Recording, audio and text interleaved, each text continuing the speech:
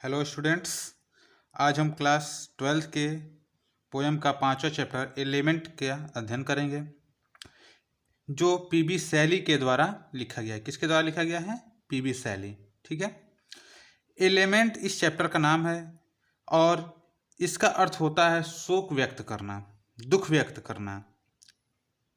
ठीक है। तो इस पोएम में जो पोएट है उसे अपने युवावस्था में ही उसे पता चल जाता है कि वह अब ज़्यादा दिन तक जीवित नहीं रहने वाला है, और जब वह इस पोएट को लिखता है या लिखने के बाद 1 साल के उपरांत उनकी मृत्यु भी हो जाती है।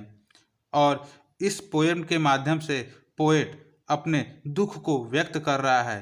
ठीक है, दुख को व्यक्त कर रहा है और उसे इस शब्दों के माध्यम से आपको बताना चाह रहा है। चलिए देखते हैं स्टेंजा में। पहला स्टेंजा आपका हो रहा है, ओ वर्ल्ड, ओ लाइफ, ओ टाइम। हे संसार, हे जीवन, हे समय। ठीक है, देखिए एक्सक्लेमेटरी मार्क दिया हुआ है। ठीक है, कौन यहाँ पे अगर आपका पूछ भी सकता है फिगर ऑफ स्पीच, कौन सा फिगर ऑफ स्पीच है, तो आप लोग बता सकते हैं। इसमें आप लोग का अपोस्ट्रॉफी है। फिगर ऑफ स्पीच कौन सा है? इसमें अपोस्ट्रॉफी है। तो कह रहा है, ओ वर्ल्ड, ओ लाइफ, ओ टाइम, हे संसार, हे जीवन, हे समय।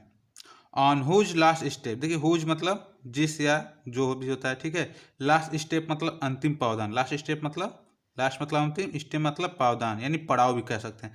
आई क्लाइंब, मैं चढ़ा हूँ। तो कह रहा है उस अंतिम पावदान पर मैं खड़ा हूँ, ट्रेम्बलिंग, काँप रहा हूँ। यानी जिस वो अंतिम पड़ाव पर वह खड़ा है वह काँप रहा है वहाँ पे।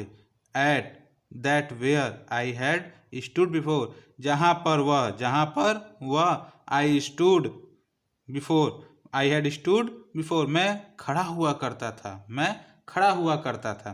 पोएट बता रहा है कि जहाँ पर वह पहले खड़ा होता था, अब वहाँ पर वो जब खड़ा है तो वो क्या हो रहा है? काँप रहा है। उसे डर लग रहा है। काँपने का मतलब यहाँ पे क्या है? डर से उसे डर लग रहा है।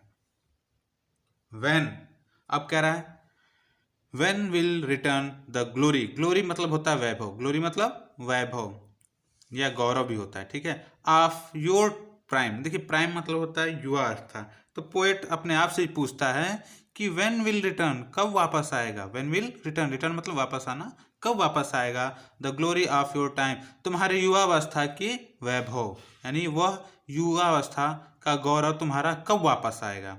तो इसके लास्ट लाइन में बोलता है, नो मोर, अब नहीं, ओह नेवर मोर, अब कभी नहीं। ठीक है, यानी इस स्टेंजा के माध्यम से पोएट बोल रहा है, अपने शब्दों से बोल रहा है कि वह जिस अंतिम पावदान पर पहले खड़ा है, जहाँ पर वह पहले खड़ा हुआ करता था, अब वहाँ पर क्या हो रहा है? काँप रहा है। और वह पूछता है अपने आप से कि उसका वह वैभव, उसके युवावस्था के वह गौरव कब वापस आएगा? तो खुद ही जवाब देता है, नो मोर, ओह नेवर मोर, अब कभी नहीं और कभी नहीं। आई होप आपको स्टेंजा समझ में आ गया होगा। आइए नेक्स्ट स्टेंजा का अध्ययन करते हैं। देखिए यहाँ कह रहा है, आउट ऑफ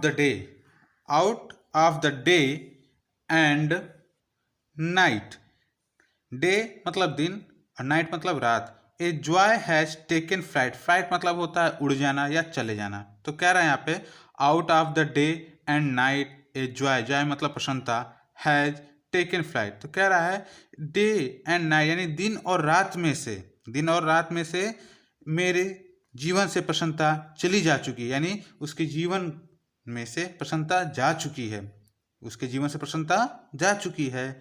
फ्रेश स्प्रिंग, ताज़ा बसंत, एंड समर और ग्रीष्मकाल, एंड विंटर, होर मतलब होता है शीत। ठीक है, शीत भी होता है या जमी हुई बर्फ भी होता है। तो विंटर और मतलब होता है बर्फीली सर्द यानी बर्फीली शीत। ठीक है, शीत ऋतु के बारे में बोल रहा है, जाड़े के बारे में बोल रहा है। तो कह रहा है वे फ्रेश स्प्रिंग एंड समर, ताज़ा स्प्रिंग और ग्रीष्मकाल एंड विंटर आवर और जाड़े के मौसम, मूव माई फेंट, देखिए फेंट मतलब होता है दुर्बल, कमजोर, हर्ट मतलब हृदय और ग्रीफ मतलब दुख। तो कह रहा है मूव माई फेंट हर्ट विथ ग्रीफ, वह मेरे हृदय को, मेरे कमजोर हृदय को बड़े दुख के साथ क्या कहते हैं, सहराते हैं। ठीक है, सिरहन पैदा करते हैं। मूव मतलब सिरहन पैदा करना या सहलाना। ठीक है, या मूव करना, इधर से मूव का मतलब शाब्दिक अर्थ होता है हिलने से होता है। ठीक है, यानी एक स्थान से दूसरे स्थान तक हम जाते हैं तो मूव का प्रयोग करते हैं, लेकिन यहाँ पे मूव का प्रयोग होता है आपका सिरहन पैदा करने के लिए। ठीक है, हलचल पैदा करने के लिए। तो वही बोलता है कि यानी जो ऊपर जो मौसम के बारे में बता रहा है, वह मौसम बड़े दुख के साथ उसके कमजोर हृदय को क्या करते हैं, सिरहन पैदा करते हैं, उसके कमजोर हृदय में सिरहन पैदा करते हैं। बट विथ डिलाइट, लेकिन प्रसन्नता से नहीं, लेकिन प्रसन्नताएं नहीं है। यानी कहने का मतलब है सिरहन तो पैदा करती है लेकिन उसे वह प्रसन्नता नहीं मिलती है। नो मोर, अब नहीं। ओह नेवर मोर, अब कभी नहीं। यानी कहने का मतलब है कि वह जो जवानी के समय में यह ऋतु उसे खुशियाँ प्रदान करती थी, वह अब उसे ज़्यादा खुशियाँ प्रदान नहीं करेंगी और कभी खुशियाँ प्रदान नहीं करेंगी, क्योंकि अब वो पोएट जो है वह अब अपने अंतिम पड़ाव पे आ गया है, अपनी जीवन अवस्था के अंतिम पड़ाव पे आ गया है और वह जल्द ही क्या हो जाएगा, मृत्यु को प्राप्त हो जाएगा। फिर से आइए इस स्टैंजा को देख लेते हैं एक बार।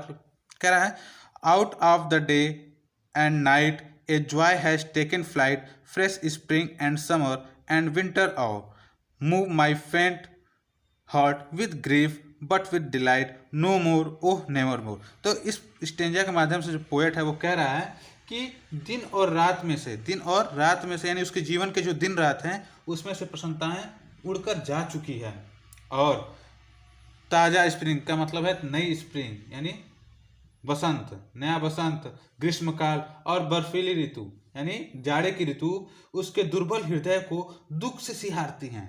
किससे सिहारती हैं, दुख से सिहारती हैं, यानी सिरहन पैदा करती हैं, किंतु प्रसन्नता से नहीं, किंतु प्रसन्नता से नहीं।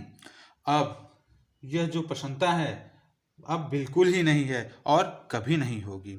ठीक है, आई होप आप स्टेंजा बड़े अच्छी तरह समझ में आ गए होगा। थैंक यू, नमस्कार।